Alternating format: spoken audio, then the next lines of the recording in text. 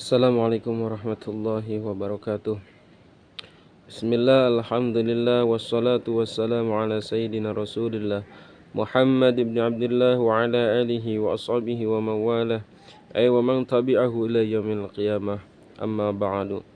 Puji syukur marilah kita sampaikan kepada Allah Subhanahu wa taala, salawat teriring salamnya semoga selalu terlimpah curahkan kepada baginda alam, yakni habibina wa maulana sayyiduna Muhammad sallallahu alaihi wasallam. Tak lupa kepada sahabatnya dan kita sebagai umatnya, mudah-mudahan kita selalu dalam ridha Allah Subhanahu wa taala. Amin ya Allah ya rabbal alamin. Kaum muslimin wal muslimat rahimakumullah. Insyaallah di dalam video kali ini akan membahas kelanjutan dari video yang sebelumnya, yang mana video yang sebelumnya itu membahas sekitar tentang wujubul aqliyah. Insyaallah di dalam video kali ini akan membahas sekitar yaitu hukum akal menurut ulama tauhid yang ada 3. Yang pertama wujubul aqliyah, mustahilun aqliyah, jawazun aqliyah. Yang ini akan membahas tentang mustahilun aqliyah. Apa yang dimaksud dengan mustahilun aqliyah? Mustahilun aqliyah adalah adamul qabulits tsubut. Tidak ada penerimaan ketetapannya atau tidak bisa diterima ketetapannya, atau perkara yang tidak bisa diterima ketetapannya. Perkara yang tidak bisa diterima ketetapannya. Contohnya seperti kaunus salasati nisfal asyrati. Seperti kaunus salasati nisfal asyrati, 3 separuh dari 10. Atau contoh yang kedua, wujudu syarikin ili khalqil alam, adanya syarik berbarengan dengan khaliqil alam. Itu merupakan contoh mustahilun aqliyah. Adapun contoh yang pertama 3 separuh dari 10 itu disebutnya yaitu mustahilun aqliyun badihiyun. Mustahilun aqliyun badihiyun la yahtaju ila dalil. Ini tidak membutuhkan kepada dalil. Karena apa? Karena perkara yang sudah jelas salahnya, perkara yang sudah jelas mustahilnya. Karena separuh dari 10 itu adalah 5. Adapun yang contoh yang kedua yaitu wujudu syarik li khalqil alam, ini disebutnya mustahilun aqliyun nadhariyun. Mustahilun aqliyun nadhariyun ini membutuhkan kepada dalil dan argumentasi yang lengkap secara akal sehat.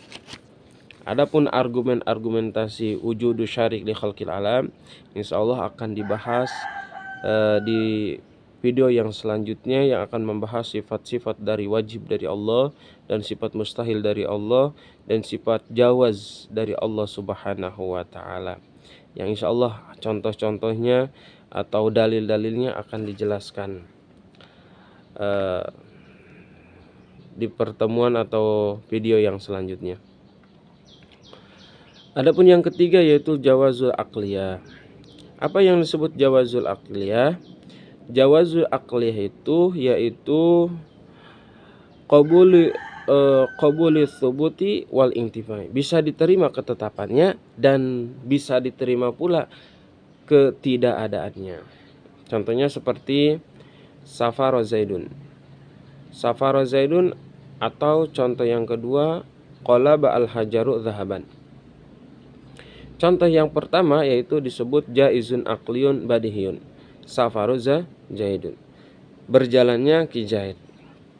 Berjalannya Ki Zaid ini merupakan disebut jawaz aqliyah. Karena berjalannya Ki Zaid itu sudah disebut al-adah, adat, kebiasaan manusia. Kebiasaan manusia. Berjalannya Ki Zaid bisa diterima dan juga bisa tidak diterima. Atau yang kedua, qalaba al-hajaru dhahaban biqudratillahi ta'ala. Contoh yang kedua itu qalaba al-hajaru dhahaban biqudratillahi ta'ala. Ini merupakan contoh jawazun aqliyun ghairu badihiyin. Jawazun aqliyun ghairu badihiyin ini merupakan contoh dari khariqul adah, keluar dari kebiasaan. Ini juga bisa diterima oleh akal dan bisa tidak diterima oleh akal. Kenapa? Karena menurut kebiasaan, berubahnya batu menjadi emas itu merupakan suatu hal yang mustahil menurut akal, atau hal yang aneh menurut akal. Tidak dengan biqudratillahi ta'ala. Kalau dengan kudrat Allah, semua hal yang kita mustahil akan menjadi tidak mustahil. Nah, itulah sekitar hukum-hukum akal, dasar ilmu tauhid yang perlu kita pahami. Yang pertama yaitu hujubul aqliyah, mustahilun aqliyah, dan jawazun aqliyah. Karena di dalam ilmu tauhid atau membahas ilmu tauhid, kita harus memiliki atau memahami dasar yang tersebut. Karena di dalam ilmu tauhid ada yang disebut hukum akal dan ada yang disebut hukum akliyah dan nakliyah.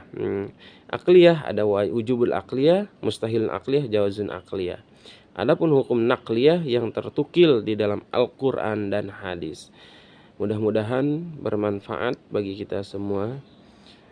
Sekian untuk video kali ini, yang insya Allah video yang selanjutnya akan membahas sekitar sifat dari Allah sifat-sifat dari Allah Subhanahu wa taala, baik dari sifat wajib bagi Allah, sifat mustahil bagi Allah, dan sifat jaiz bagi Allah Subhanahu wa taala yang sudah kita ketahui, yaitu sifat wajib bagi Allah ada 10, sifat mustahil ada 10, dan sifat jaiznya ada 1.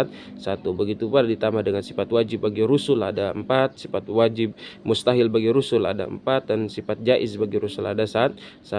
Jadi 20 tambah 20 yaitu 40, tambah 1 41, ditambah 4 tambah 4 8, tambah 1 jadi 9. Di jumlah semuanya adalah ada 50 akidah yang perlu kita pahami. 40 dari hak, 41 dari hak Allah Ta'ala, dan 9 dari hak-hak Rasul atau Rasul-Rasul Allah Subhanahu wa Ta'ala.